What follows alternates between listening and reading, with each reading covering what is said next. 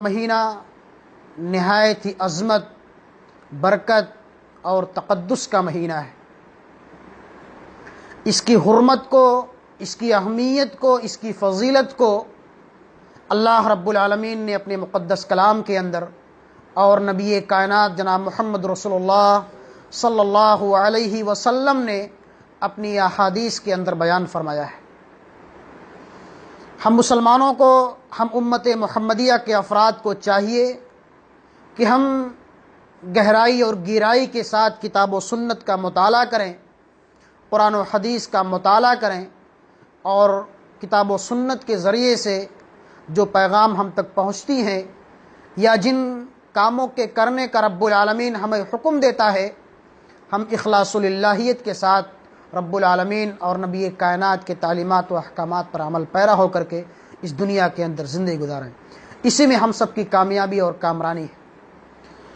اللہ رب العالمین اپنے مقدس کلام سورہ توبہ کے اندر ارشاد فرماتا ہے کہ ان عدت الشہور عند اللہ 12 شہرا فی کتاب اللہ یوم خلق السماوات والارض۔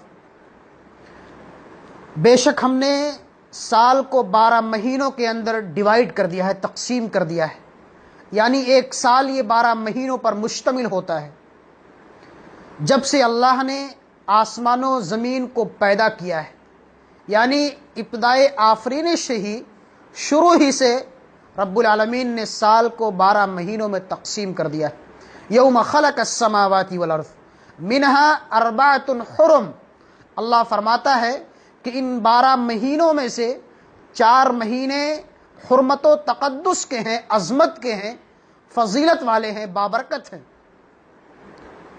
منہا 4 حرم ذالک الدین القیم، یہی بہترین اور درست دین ہے۔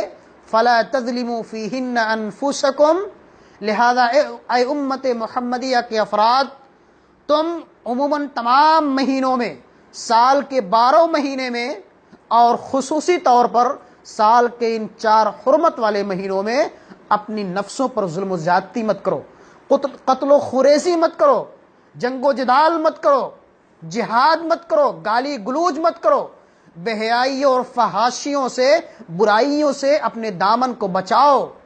کیوں؟ اس لیے کہ اگر انسان کوئی گناہ کا کام کرتا ہے، کوئی معصیت کا کام کرتا ہے، تو رب العالمین اس کو عذاب دیتا ہے، لیکن اگر کوئی انسان ان حرمت والے مہینوں میں کوئی گناہ کا کام کرتا ہے تو اللہ اس کو ڈبل عذاب دیتا ہے۔ جس طرح سے اللہ سبحانہ و تعالی ان حرمت والے مہینوں میں اگر ہم کوئی نیک عمل کرتے ہیں، کوئی اچھا عمل کرتے ہیں، تو اللہ رب العالمین ہم کو اس پر دوگنا ثواب دیتا ہے، اسی طرح سے اگر ہم کوئی گناہ کریں گے تو ہم کو دوگنا عذاب بھی دیتا ہے۔ اللہ رب العالمین نے اجمالی طور پر ارشاد فرمایا کہ سال 12 مہینوں کا ہوتا ہے، اس میں سے 4 مہینے حرمت کے ہیں، لیکن رب العالمین نے اپنے پورے مقدس کلام کے اندر، قرآن کریم کے اندر کہیں اس بات کا تذکرہ نہیں فرمایا کہ وہ حرمت کے مہینے کون کون سے ہیں۔ وہ عظمت کے مہینے جو ہم نے بنائے ہیں، تقدس کے مہینے جن میں خصوصی طور پر تم کو جنگ و جدال نہیں کرنا ہے، قتل و خریزی نہیں کرنا ہے، وہ مہینے کون سے ہیں؟ آپ قرآن کریم کا مطالعہ کریں گے، پڑھیں گے اس کو، تو کہیں آپ کو اس بات کی تعلیم نہیں ملے گی یا اس بات کی توضیح نہیں ملے گی کہ وہ حرمت کے مہینے کون کون سے ہیں۔ اس کی تشریح اور توضیح ہمیں اللہ کے رسول جناب محمد رسول اللہ صلی اللہ علیہ وسلم کی احادیث سے ملتی۔ ایک علمی نکتہ ہے، اس دنیا کے اندر رہتے ہوئے کچھ لوگ احادیث نبویہ کا انکار کرتے ہیں۔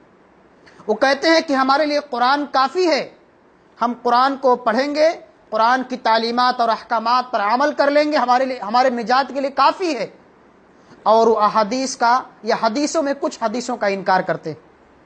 ایسے لوگ ظالم ہیں، گمراہ ہیں، اس لیے کہ جب تک ہم اللہ کے رسول کے فرمودات کو، اللہ کے رسول کی صحیح احادیث کا مطالعہ نہیں کریں گے، یا ہم اللہ کے رسول کی تمام تعلیمات کو ہم سامنے نہیں رکھیں گے، ہم قرآن کو سمجھ ہی نہیں پائیں گے۔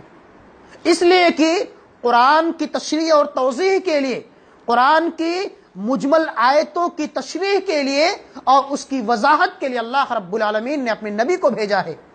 نبی پر آپ نے الہام کیا ہے، وہی نازل فرمائی ہے. قرآن کریم کے اندر بہت ساری ایسی آیتیں ہیں جس کی تفسیر آپ کو قرآن کریم کے اندر نہیں ملے گی. مثال کے طور پر آپ نماز کا معاملہ لے لیجئے. قرآن کریم کے اندر اللہ رب العالمین نے ہم مسلمانوں کو، ہم امت محمدیہ کو نماز پڑھنے کا حکم دیا ہے. یا ایھا الذین آمنوا قوموا الی الصلاۃ واقیموا الصلاۃ وآتوا الزکاۃ وارکعوا مع الراکعین. بہت سارے مقامات پر اللہ نے ہم مسلمانوں کو نماز پڑھنے کا حکم دیا ہے. لیکن ہم نماز پڑھیں گے تو کتنی رکعت پڑھیں گے، کب کب نماز پڑھیں گے، کس کس اوقات میں نماز پڑھیں گے، کس نماز میں ہم کتنی رکعت نماز پڑھیں گے، ظہر کی نماز میں ہم کتنی رکعت پڑھیں گے، عصر میں